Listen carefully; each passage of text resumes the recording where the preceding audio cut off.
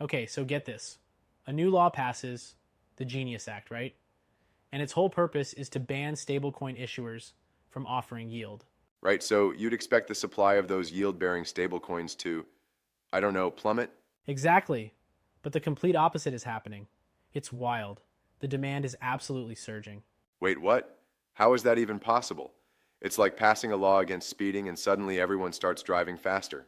It's a fantastic analogy. The biggest winners are these two stablecoins, Athena's USD and Sky's USDS. Since the law passed in mid-July, USD's supply has jumped by 70%. 70. 70%? That's insane. What does that put them at in terms of market cap? That puts USD in third place among all stablecoins. Its market cap is at 9.49 billion now. Wow. And USDS isn't far behind. It grew 23% to almost 4.81 billion, making it the fourth largest. So the law designed to curb them basically shot them to the moon. I'm still stuck on the how. Are they just ignoring the law?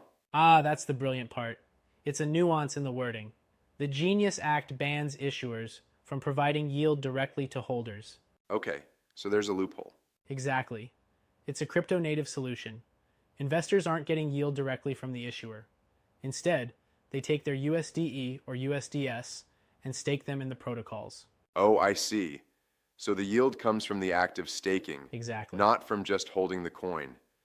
It's like the store can't sell you a gin and tonic, but they can sell you a bottle of gin and a can of tonic right next to each other. That is the perfect way to put it.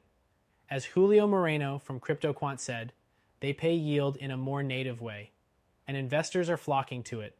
Athena's governance token, ENA, has rallied nearly 60% because of this. Okay, so it's not just about getting yield, it's about the quality of that yield, right? I saw something about real rate of return.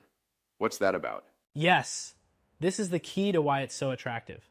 The real rate of return is the yield you get after you account for inflation. So what you're actually gaining in purchasing power. Precisely. So, US inflation for June was about 2.7%. Now look at staked USD. It provides an annual yield of 10.86%. Whoa. Yeah. So you subtract inflation, and you're getting a real return of over 8%. Your money is actually growing, significantly faster than inflation is eating it away. And USDS? It's a bit lower, 4.75% APY, but that's still a real return of over 2%. Right. In a world where your savings account gives you basically nothing, that's huge. No wonder the market's exploding. What does this mean for the stablecoin market as a whole? It's just growing like crazy. The total market went from $205 billion at the start of the year to $268 billion now. And some analysts think we could approach $300 billion by the end of the year if this keeps up. 300 billion. That's a staggering number. But hold on. Is this unstoppable?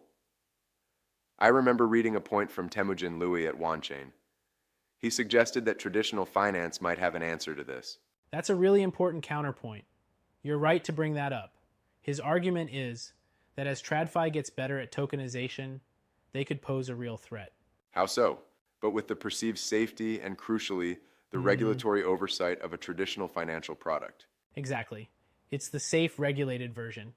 So the question becomes, do investors stick with the high-yield crypto-native solution, or do they eventually migrate to a tokenized TradFi asset that feels safer?